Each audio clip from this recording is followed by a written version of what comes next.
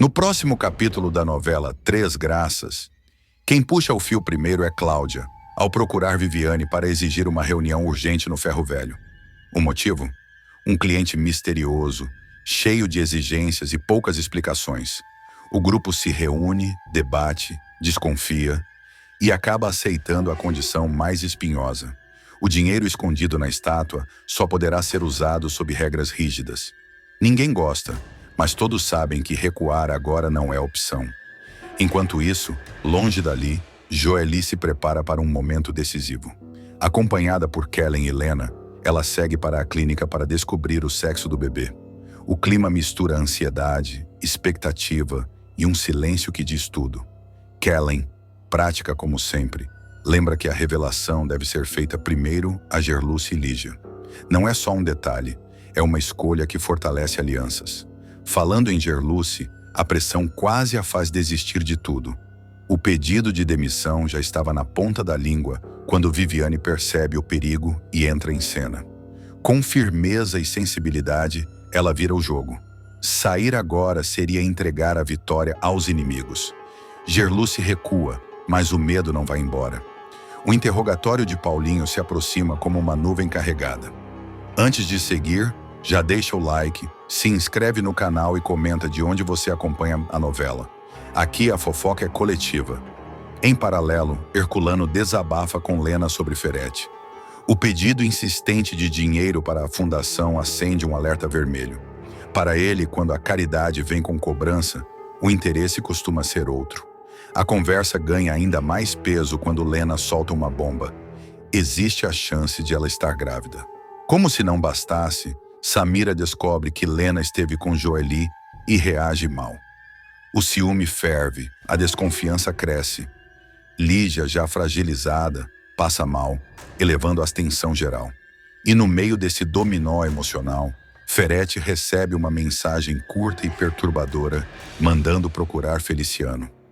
Para fechar o capítulo, Joely decide rondar a casa de Raul, sem imaginar que esse passo pode virar a trama do avesso. Juquinha convidará Lorena para um jantar. O convite, que deveria ser um gesto de carinho e aproximação, virá carregado de peso.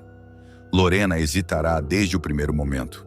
A jovem estará visivelmente tensa, inquieta, com o olhar sempre atento à porta, como se temesse ser seguida.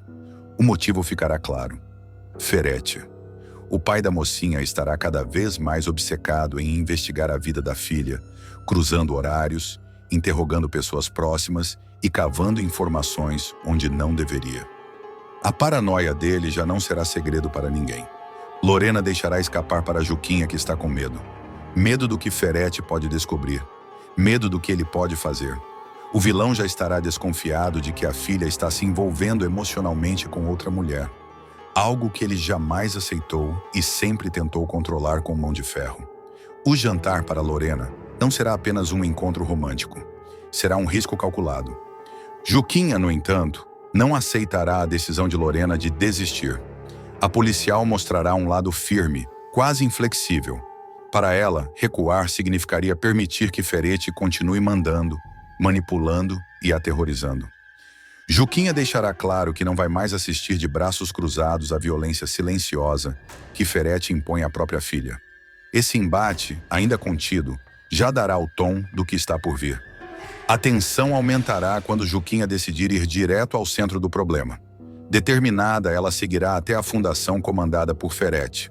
O local, que sempre simbolizou poder, dinheiro e influência, se tornará palco de uma das cenas mais explosivas da novela. Sem pedir autorização, sem avisar ninguém, Juquinha invadirá o prédio, ignorará as secretárias, empurrará portas e avançará até a sala do vilão. Ferete estará em sua mesa, confiante, seguro de si, acreditando que ainda controla todas as peças do tabuleiro. Ao ver Juquinha entrar sem ser anunciada, ele abrirá um sorriso debochado, daqueles que sempre precedem o veneno. Com ironia soltará: "A policial Juquinha, que surpresa!" O tom será de escárnio, como se estivesse diante de alguém insignificante. Juquinha não se intimidará. Ela fechará a porta com força, caminhará lentamente pela sala e responderá com frieza: "Surpresa nada." O clima ficará pesado. o ar parecerá mais denso. Os dois se encararão como predadores, cada um carregando suas verdades e suas armas. Algumas visíveis, outras enterradas em memórias dolorosas.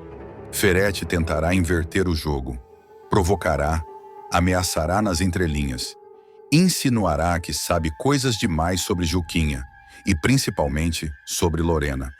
Ele falará da filha como se fosse uma posse, um objeto que precisa ser corrigido, moldado, dobrado à força. Cada frase dele será um soco invisível. E então, no auge da discussão, Ferete cometerá o erro fatal. Revelará um segredo que nunca deveria ter vindo à tona. Sem perceber que está cavando a própria cova, ele confessará, com naturalidade perturbadora, que submetia a própria filha a castigos cruéis. Contará que a fazia ajoelhar sobre tampas de garrafa, como forma de ensinar respeito, como se estivesse relatando algo banal, educativo. O olhar dele não demonstrará arrependimento, apenas orgulho distorcido. A revelação cairá como uma bomba. Juquinha ficará paralisada por alguns segundos, tentando processar o nível de crueldade que acaba de ouvir. A indignação se transformará em fúria. Não será apenas a policial ali. Será uma mulher encarando o retrato mais bruto da violência disfarçada de autoridade. Ferete continuará falando, achando que ainda está no controle. Ele dirá que fez o que era necessário, que Lorena precisava aprender, que respeito se impõe. Cada palavra dele será mais devastadora que a anterior, e será nesse momento que algo mudará definitivamente. Juquinha perderá o controle. O confronto deixará de ser apenas verbal. Em um impulso carregado de revolta, ela avançará contra Ferete. O tapa que Juquinha dará no rosto do vilão ecoará pela sala, interrompendo o discurso dele de forma brutal. O impacto será físico e simbólico. Pela primeira vez, Ferete sentirá que passou do limite e que não há mais volta. Mesmo atordoado, ele ainda tentará reagir, rir, diminuir a situação. Mas Juquinha estará tomada por uma determinação fria. Ela o encarará nos olhos e deixará claro que tudo o que ele fez será exposto, que os segredos que ele escondeu a vida inteira estão prestes a vir à tona. Em um gesto que chocará até a própria Juquinha, ela forçará Ferete a ajoelhar. O vilão resistirá, mas estará fraco, acuado, cercado por suas próprias verdades. Quando finalmente ceder, a cena ganhará contornos perturbadores. Juquinha fará questão de lembrá-lo, palavra por palavra, do que ele contou sobre Lorena. As tampas de garrafa se tornarão um símbolo cruel que retorna para assombrá-lo. O silêncio na sala será ensurdecedor. Ferete, de joelhos, deixará escapar um último surto de arrogância, misturado com desespero. Será nesse estado limite que ele começará a falar demais. Antes que algo ainda mais devastador aconteça, o vilão revelará todo o segredo que vinha guardando há anos. Informações capazes de implodir a fundação, destruir alianças e mudar o destino de vários personagens. A sequência terminará em clima de caos, com emoções à flor da pele, verdades perigosas sendo lançadas no ar e a sensação de que nada mais será como antes. A situação sairá completamente do controle após a revelação bombástica de Ferete. Ainda ajoelhado, humilhado e visivelmente abalado, o vilão perceberá tarde demais que abriu a caixa de Pandora. As palavras que ele jogou no ar não poderão mais ser recolhidas. Juquinha, respirando fundo para não perder de vez o limite, ouvirá cada detalhe do segredo que ele guardou por anos. Crimes abafados, dossiês forjados, pessoas silenciadas e acordos sujos firmados dentro da fundação. Ferete confessará que usou a própria filha como escudo emocional, moldando Lorena pelo medo para garantir que ela nunca o desafiasse. Ele admitirá que sempre soube da orientação da jovem e que, movido por ódio e obsessão pelo controle, passou a vigiá-la como um carcereiro. O jantar convidado por Juquinha terá sido o estopim para que ele acelerasse investigações, grampos e perseguições. Nada foi acaso. Tudo foi calculado. Juquinha, tomada por nojo e revolta, deixará claro que aquela confissão não ficará restrita àquela sala. Ela sacará o distintivo, lembrando Ferete de que ele não está mais falando com uma mulher indignada, mas com a lei. O vilão tentará negociar. Prometerá dinheiro, cargos, proteção. Usará o velho discurso de quem sempre escapou ileso. Só que desta vez, o jogo virou. A tensão atingirá o ápice quando Ferretti começar a passar mal. A arrogância dará lugar ao pânico. O homem que sempre se achou intocável sentirá o corpo falhar. Mesmo assim, antes de perder as forças, ele fará questão de lançar sua última bomba. Citará nomes, datas e documentos escondidos, afirmando que tudo está guardado em um lugar seguro. E que se algo lhe acontecer, a verdade virá à tona de qualquer maneira. O colapso será inevitável. Ferretti cairá no chão da própria sala, cercado pelo símbolo do poder que construiu à base de terror. Juquinha chamará socorro, mas não demonstrará piedade. O que houve ali não será vingança. Será consequência. Funcionários correrão, o clima na fundação se tornará caótico e a notícia se espalhará como rastilho de pólvora. Lorena, sem saber de tudo, sentirá um aperto inexplicável. O medo que sempre carregou ganhará forma. Quando souber do confronto, ficará dividida entre o choque, o alívio e uma dor profunda por finalmente enxergar quem o pai sempre foi. A relação das duas nunca mais será a mesma. Mas pela primeira vez, Lorena sentirá que não está mais sozinha. Juquinha sairá da fundação ciente de que cruzou um ponto sem retorno. O confronto com Ferretti não encerrará a história. Abrirá uma guerra. Documentos começarão a surgir, aliados se tornarão suspeitos e antigos crimes ressurgirão com força total. Arminda vira assassina e empurra inimigo da escada. A máscara de Arminda vai cair de vez. E não será em palavras, mas em sangue. A vilã que sempre manipulou, mandou, articulou e terceirizou seus crimes, cruzará uma linha sem volta. Pela primeira vez, ela mesma vai sujar as mãos. E a vítima será Célio. A tensão crescerá de forma sufocante. O clima na mansão ficará pesado, carregado de desconfiança, olhares atravessados e silêncios que gritam. Arminda começará a sentir que perdeu o controle do próprio território. Nada a irrita mais do que isso. Para ela, mandar é existir. E qualquer um que ameace essa lógica vira inimigo mortal. Célio, até então, apenas um figurante oportunista, começará a ganhar espaço demais. O folgado, conhecido por bisbilhotar cada canto da casa de Arminda, amando de Ferretti, passará a agir com mais ousadia. Ele ouvirá conversas que não deveria, verá cenas que não deveria ver e começará a juntar peças de um quebra-cabeça perigoso demais para alguém como ele carregar. Célio criará uma rivalidade aberta com Macedo. O capanga de Ferretti, acostumado a impor medo, não aceitará a postura debochada e insolente do rapaz. Trocas de farpas virarão ameaças veladas, empurrões disfarçados de esbarrões e provocações cada vez mais explícitas. Célio, sentindo-se protegido por informações que acredita serem sua moeda de troca, prometerá se vingar de Macedo. O erro de Célio será achar que Arminda é apenas espectadora desse jogo. Pelo contrário, ela observará tudo em silêncio, analisando cada movimento, cada palavra mal colocada. Aos poucos, a vilã perceberá que o rapaz sabe mais do que deveria. E pior, começará a falar demais. Célio se tornará uma verdadeira pedra no sapato de Arminda. Em conversas atravessadas, deixará escapar insinuações perigosas. Comentários soltos sobre Ferretti, sobre negócios obscuros, sobre ordens dadas no passado.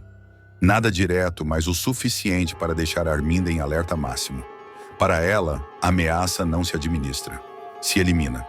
A vilã que já arquitetou quedas, falências, prisões e até tentativas de assassinato, começará a se irritar com a sensação de estar sendo chantageada em silêncio. Cada vez que cruza com Célio pelos corredores, seu olhar endurece. O sorriso some, a paciência acaba e o ódio cresce. O passado recente também pesará.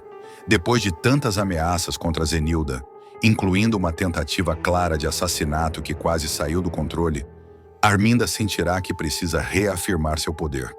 Ela não pode parecer fraca, não pode deixar pontas soltas, e Célio é a maior delas. A tensão entre os dois atingirá o limite. Um confronto será armado longe de testemunhas. Uma discussão começará em tom baixo, mas rapidamente ganhará contornos explosivos. Célio, imprudente, ousará enfrentar Arminda de igual para igual. Dirá que sabe demais, que não tem mais medo, que pode destruir muita gente se quiser. Será o gatilho. Arminda, tomada por um misto de fúria, medo e instinto de sobrevivência, perderá o controle. Pela primeira vez, não mandará ninguém agir por ela. Não ligará para capangas. Não pedirá favores. Ela mesma resolverá. A cena será tensa, silenciosa e brutal. No alto da escada, em meio a uma troca de acusações, Célio dará um passo em falso, empurrado não pelo acaso, mas pelas mãos firmes de Arminda. O corpo despencará. O barulho ecoará pela casa como um tiro. O silêncio que se seguirá será ensurdecedor. Arminda ficará imóvel por alguns segundos, olhando para baixo, assimilando o que acabou de fazer. Não haverá gritos. Não haverá pedido de socorro. Apenas a constatação fria. Ela matou. Esse será um divisor de águas em Três Graças. Arminda deixará de ser apenas a grande vilã manipuladora para se tornar uma assassina. O crime marcará o início de uma nova fase, ainda mais sombria da personagem, onde o medo deixará de ser ferramenta e passará a ser combustível. O sumiço de Célio levantará suspeitas. Macedo ficará em alerta. Ferete começará a desconfiar de que algo saiu do script. E Arminda, agora carregando um segredo mortal, terá que manter a pose enquanto tudo ao seu redor começa a ruir lentamente. E o pior, depois de cruzar essa linha, Arminda descobrirá que matar pode ser mais fácil do que imaginava. O impacto da morte de Célio começará a se espalhar como uma rachadura invisível, daquelas que só aparecem quando a casa inteira ameaça desabar. O corpo será encontrado horas depois, e a queda da escada será inicialmente tratada como acidente, mas em Três Graças nada cai por acaso. Macedo será o primeiro a estranhar. Ele conhecia Célio o suficiente para saber que o rapaz era imprudente, mas não desatento. Algo naquela cena não vai fechar. Um detalhe fora do lugar, uma marca no corrimão, um objeto deslocado. Pequenos sinais que não provam nada, mas acendem o alerta. Macedo começará a refazer mentalmente os últimos passos de Célio, e Arminda surgirá em todos eles. Ferete, por sua vez, reagirá com frieza calculada. Ele perceberá rápido demais que Arminda cruzou uma fronteira perigosa. O crime não estava nos planos, e quando Arminda age por conta própria, significa que o controle escapou das mãos de todos, inclusive das dele. O vilão passará a observá-la com mais cuidado, não por medo, mas por precaução. Assassinos impulsivos são riscos ambulantes. Arminda, externamente, seguirá impecável. Luto contido, frases medidas, olhar firme. Internamente, porém, algo terá mudado. Ela não dormirá. Reviverá a cena em flashes rápidos, sem arrependimento, mas com uma inquietação nova. O prazer silencioso de ter resolvido tudo sozinha. A vilã perceberá que não depende mais de ninguém para eliminar ameaças. A investigação ganhará corpo quando contradições começarem a surgir. Horários que não batem. Relatos desencontrados. Zenilda, mesmo fragilizada pelos ataques do passado, sentirá que algo está errado. Ela reconhecerá no olhar de Arminda uma frieza diferente, mais densa, mais perigosa. A mulher começará a juntar pistas em silêncio, sem imaginar que está se aproximando da verdade mais sombria da rival. Enquanto isso, Arminda tomará decisões ainda mais duras. Mandará limpar rastros, pressionará aliados e colocará pessoas umas contra as outras para desviar suspeitas. A mansão virará um campo minado emocional, onde qualquer palavra fora do tom pode custar caro. O que ninguém imagina é que a morte de Célio não encerrará um problema. Ela abrirá vários. O rapaz deixou rastros, comentários soltos, informações espalhadas, e alguém começará a juntar esse material. Arminda entenderá que matar foi apenas o primeiro passo. O verdadeiro desafio será sustentar a mentira, porque em Três Graças, a verdade sempre encontra um jeito cruel de reaparecer. E quando isso acontecer, a queda pode ser muito maior do que uma escada. O retorno de Rogério faz Zenilda. Abrir os olhos e desconfiar dos podres de Ferete. Um retorno tão rápido quanto perturbador vai sacudir estruturas que pareciam sólidas demais para ruir. Rogério, dado como morto há 5 anos após um suposto suicídio cercado de versões mal explicadas, reaparecerá de forma relâmpago. E esse simples fato será suficiente para virar a chave dentro de Zenilda.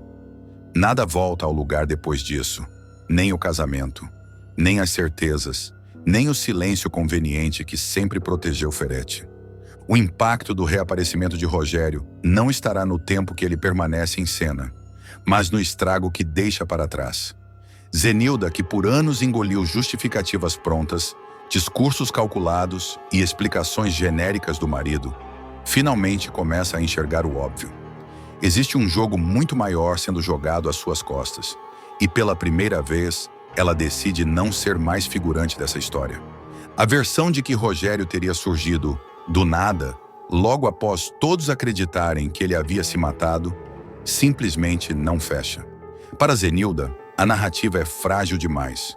Um homem desaparece, é dado como morto, deixa processos inacabados, negócios mal resolvidos, e de repente reaparece como se estivesse apenas retornando de férias prolongadas? Não. Algo ali fede a mentira antiga, daquelas bem ensaiadas. A desconfiança que já rondava sua cabeça como um incômodo distante, ganha contornos mais claros quando Zenilda presencia uma ligação que muda tudo. É tarde da noite. O clima em casa é tenso. Ferete tenta se mostrar tranquilo, mas o celular vibra de forma insistente. Do outro lado da linha, Arminda. E isso acontece justamente após um segundo atentado fracassado contra Rogério. Zenilda não se cala. Irritada com a intimidade fora de hora, ela explode, sem medir palavras, deixando claro que algo dentro dela já não aceita mais ser controlado. Não atende e bota o telefone no silencioso. É muita falta de respeito dela. Ligar para você numa hora dessas? O desconforto de Ferete é visível. Ele tenta desconversar, se esquivar, minimizar. Mas a máscara escorrega quando, mesmo pressionado, ele decide sair de casa de madrugada, alegando que precisa resolver um problema urgente. A desculpa vem rápida, ensaiada demais. O filho da mãe do Rogério sumiu de novo. O que Ferete não imagina é que, dessa vez, Zenilda não compra a história. Ela percebe o nervosismo, o excesso de justificativas, o olhar que foge e, principalmente, sente que está sendo enganada mais uma vez. O que ele esconde não é pequeno, não é pontual. É um esquema inteiro. Ferete insiste que o silêncio é necessário para proteger os negócios da fundação. Fala em risco, em prejuízo, em inimigos à espreita. Mas o discurso já não surte efeito. Zenilda, cansada de fingir que acredita, começa a conectar pontos que sempre esteve perto demais para enxergar. Em conversa com Lorena, ela abandona qualquer resquício de ingenuidade. Sem rodeios, solta uma frase que marca sua virada definitiva. Eu não vou mais aceitar a versão dele para tudo. E não é só isso. As lembranças começam a voltar como flashes desconfortáveis. Zenilda se recorda nitidamente do dia em que viu Rogério na rua. Vivo, real, diante de seus olhos. Lembra do choque, da confusão e principalmente do empurrão de Arminda em frente a um ônibus, numa situação que quase terminou em tragédia. Na época, tudo foi tratado como um acidente. Agora o episódio ganha outro peso, outra leitura, outra intenção. Indignada, Zenilda passa a ter certeza de que existe algo muito mais grave sendo escondido. O reaparecimento de Rogério, os atentados, a proximidade suspeita entre Arminda e Ferete, as versões que nunca se sustentam, tudo aponta para um passado mal enterrado e crimes que podem vir à tona a qualquer momento. Decidida a ir até o fim, ela toma uma atitude que Ferete jamais imaginaria. Resolve pedir a reabertura do inquérito sobre o suposto suicídio de Rogério. Nos corredores frios dos arquivos, ao analisar documentos antigos, laudos mal explicados e registros cheios de lacunas, Zenilda faz uma reflexão que muda sua postura de vez. Sozinha, encara a própria consciência e pensa alto, como se estivesse se dando um ultimato. O que você prefere? Ser a ex-esposa que detona os podres do marido e vai viver a sua liberdade? Ou a mulher fiel que vai para a cadeia junto com ele? A resposta vem sem hesitação. Pela primeira vez, Zenilda escolhe a si mesma. Sem pensar duas vezes, ela dá mais um passo ousado e pede ajuda à filha, deixando claro que agora está disposta a atravessar qualquer linha para descobrir a verdade. Essa sua amiga policial me apresenta ela. Zenilda deixa de ser apenas a esposa elegante à sombra de um homem poderoso e passa a ser uma ameaça real para Ferete. E enquanto ela começa a puxar fios que estavam enterrados há anos, o passado promete reagir com violência, mentiras e novas tentativas de silenciamento. Porque quando a verdade começa a emergir, ninguém sai ileso. A decisão de Zenilda não ficará apenas no campo das palavras. A partir do momento em que ela pede para conhecer a policial indicada pela filha, a madame cruza um ponto sem retorno. O que antes era apenas desconfiança vira estratégia. O que antes era medo vira cálculo. Zenilda passa a agir em silêncio, observando cada gesto de Ferete, cada ligação fora de hora, cada reunião urgente que ele marca sem dar detalhes. Ferete, por sua vez, começa a sentir o chão se mover sob seus pés. Ele percebe que algo mudou na postura da esposa. Zenilda já não pergunta por curiosidade. Ela pergunta para testar. Já não reage com ingenuidade, reage com frieza. O vilão tenta retomar o controle, reforça o discurso de que tudo não passa de perseguição contra a fundação. Fala em complôs, em inimigos poderosos querendo destruir seu nome. Mas agora, cada palavra dele soa ensaiada demais. Enquanto isso, Zenilda se reúne discretamente com a policial. O encontro é tenso, cheio de cuidado. Ela entrega detalhes que nunca antes havia revelado. Datas, horários, comportamentos estranhos, o atentado que quase a matou, o empurrão de Arminda, as ligações noturnas, o reaparecimento improvável de Rogério. A policial escuta tudo em silêncio, anota, cruza informações e deixa claro que nada daquilo é coincidência. A reabertura do inquérito começa a ganhar força. Documentos antigos são revisados, laudos questionados, testemunhas localizadas.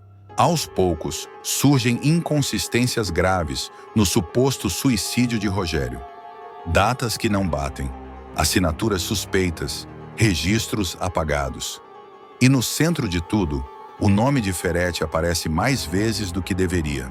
Paralelamente, Arminda percebe que Zenilda já não é mais a mesma. O clima entre as duas fica carregado, quase insustentável. Olhares cortantes substituem sorrisos falsos. Frases atravessadas viram ameaças veladas. Arminda tenta provocar, desestabilizar, mas encontra uma Zenilda firme, segura, decidida a não recuar nem um centímetro. Ferete sente o cerco se fechar. Ele passa a agir com mais agressividade, tenta antecipar movimentos, manda recados, pressiona aliados e cogita soluções extremas para silenciar quem sabe demais. O vilão entende que, se Zenilda cair, o jogo pode continuar. Se ela falar, tudo desmorona. Nos momentos finais dessa virada, Zenilda encara Ferete como nunca antes. Sem gritar, sem escândalo, ela deixa claro que não está mais disposta a ser cúmplice de nada. O olhar dela diz tudo. Não é amor, não é medo, é ruptura. A madame entende que sua vida nunca mais será a mesma. Seja qual for o desfecho, ela já fez sua escolha. E enquanto Ferete tenta conter o inevitável, a verdade começa a se mover como uma avalanche silenciosa, lenta, pesada e impossível de parar. Joely viverá um dos momentos mais cruéis de sua trajetória. A jovem, grávida e emocionalmente fragilizada, será atingida por uma mentira devastadora que vai abalar suas estruturas e colocar sua saúde e a do bebê em risco. Tudo acontecerá de forma abrupta, fria e desumana, como um golpe certeiro que muda o rumo dos próximos capítulos. A sequência terá início quando Raul, já pressionado por segredos, culpas e uma vida marcada por perdas, entra em completo surto dentro da mansão. Ao chegar ao quarto de hóspedes, ele se depara com a confirmação de que o pai teria sido assassinado novamente. O impacto da informação será grande demais. Raul congela, perde o ar e a dor vem em ondas. O som do disparo ecoa em sua mente como um fantasma insistente. Pai, por que você fez isso comigo de novo? Ele gritará, completamente fora de si, enquanto lágrimas escorrem sem controle.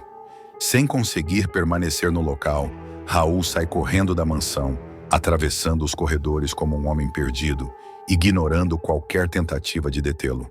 Ele foge para a rua como se pudesse escapar da própria dor. Pelas ruas do centro de São Paulo, Raul vaga sem rumo, em choque, andando entre carros, pessoas e buzinas, alheio ao mundo ao redor. Em determinado momento, ele encosta em uma parede, desliza lentamente até o chão e chora convulsivamente. É nesse instante de absoluta vulnerabilidade que o pior acontece. Um homem em situação de rua observa o celular caro em sua mão e, aproveitando-se do descuido, furta o aparelho e desaparece em meio à multidão. Raul permanece ali, devastado, sem perceber que perdeu o telefone, justamente o meio que o liga a Joelle. Corte para a escola. Durante a aula, Joelle tenta manter a concentração, mas algo a incomoda desde cedo. Ela sente um aperto estranho no peito, um pressentimento ruim, como se algo estivesse prestes a acontecer.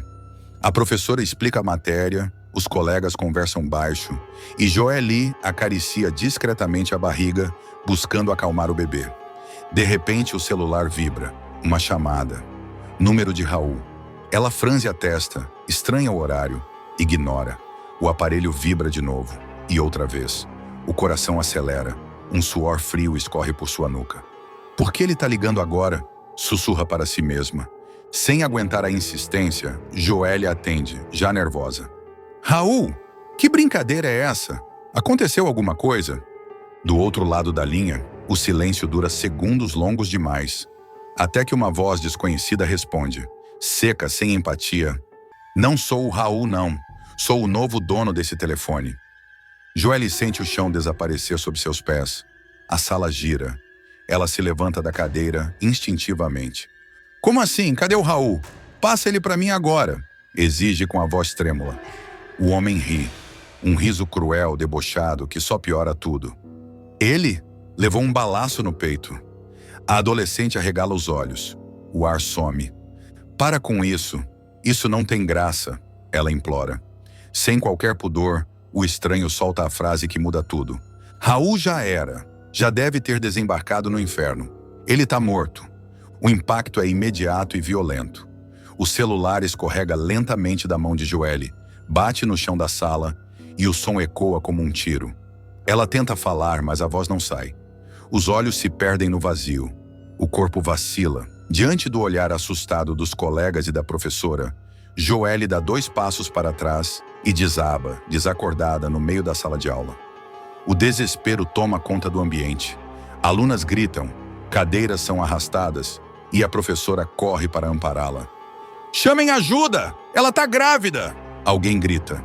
Joelle é colocada em uma maca improvisada e levada às pressas ao consultório de José Maria, enquanto sua respiração segue irregular. No trajeto, a jovem murmura palavras desconexas, chama por Raul, pede que ele não a abandone. No consultório, José Maria percebe rapidamente a gravidade da situação. Ele tenta reanimá-la, mede seus sinais vitais e pede urgência. O choque emocional foi forte demais, dirá ele, preocupado. Isso pode ter consequências. Enquanto isso, a falsa notícia começa a se espalhar como rastilho de pólvora. Comentários surgem, especulações ganham força, e o nome de Raul passa a circular associado à palavra morte, sem que ninguém confirme nada. Longe dali, o próprio Raul segue vagando pelas ruas, sem saber que foi dado como morto, sem imaginar que uma mentira cruel acabou de atingir Joelle em cheio.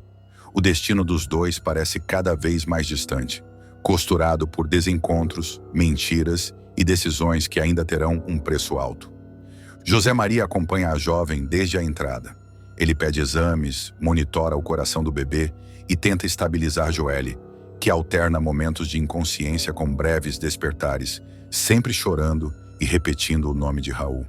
Não deixe ele morrer, por favor, ela murmura mesmo sem entender direito o que está dizendo. Os médicos trocam olhares tensos. O diagnóstico inicial aponta um desmaio causado por choque emocional severo, agravado pela gravidez. José Maria é direto. O estresse extremo pode provocar um parto prematuro se a jovem continuar sob esse impacto psicológico. Enquanto isso, a mentira ganha corpo fora do hospital. A história da morte de Raul começa a circular em grupos de mensagem, corredores e sussurros apressados. Alguém diz que foi assalto. Outro garante que houve troca de tiros. Cada versão deixa tudo ainda mais nebuloso. Em pouco tempo, Joelle passa a ser vista como a viúva grávida, rótulo cruel que ninguém confirma, mas todos repetem. Na periferia da cidade, o homem que roubou o celular de Raul observa o aparelho com descaso. Ele comenta com outro morador de rua que o dono não vai mais precisar, rindo da própria invenção. Para ele, foi só mais um trote. Para Joelle, uma sentença. Corte para Raul. Exausto, sujo e emocionalmente destruído, ele acaba sendo acolhido por um comerciante que o reconhece vagamente. Sem celular, sem dinheiro e sem rumo, Raul aceita um copo d'água, senta no fundo do estabelecimento e tenta organizar os pensamentos. Ele ainda não sabe do furto, muito menos da ligação feita em seu nome. Eu perdi tudo, até meu pai, ele diz com os olhos marejados, enquanto encara o chão. O comerciante sugere que ele vá até um telefone público e ligue para alguém de confiança. Raul pensa em Joelle, mas trava. A culpa, o medo e a sensação de que tudo ao redor desmorona falam mais alto. Ele decide adiar o contato, acreditando que precisa se recompor antes. No hospital, Joelle desperta horas depois, fraca, com os olhos inchados de tanto chorar. José Maria tenta conversar com cuidado, mas a jovem explode. Eu ouvi, ele tá morto. Falaram que deram um tiro nele, o Raul morreu e eu não pude fazer nada. O médico percebe que aquela informação não pode ser tratada como fato sem confirmação. Ele pede calma, orienta a família e insiste que ninguém declare nada antes de ter certeza. Mas o estrago já está feito. Joelle se agarra à barriga, tomada pelo pânico de criar o filho sozinha. Meu bebê não vai conhecer o pai, ela diz aos prantos. Em paralelo, pessoas próximas a Raul começam a estranhar o sumiço repentino. Comentários desencontrados surgem até que alguém menciona ter ouvido que Raul morreu. A notícia chega distorcida, sem fonte, sem prova, mas suficiente para causar alvoroço. Quando finalmente Raul consegue acesso a um telefone emprestado, já é tarde demais. Ele disca números de cabeça, mas nenhum completa. O nervosismo cresce. Ele sente que algo muito errado está acontecendo, mesmo sem saber exatamente o que. Nos próximos momentos, a falsa morte de Raul seguirá produzindo efeitos devastadores, colocando Joelle à beira de um colapso emocional, enquanto o rapaz caminha, sem saber, direto para um choque de realidade que promete virar tudo de cabeça para baixo.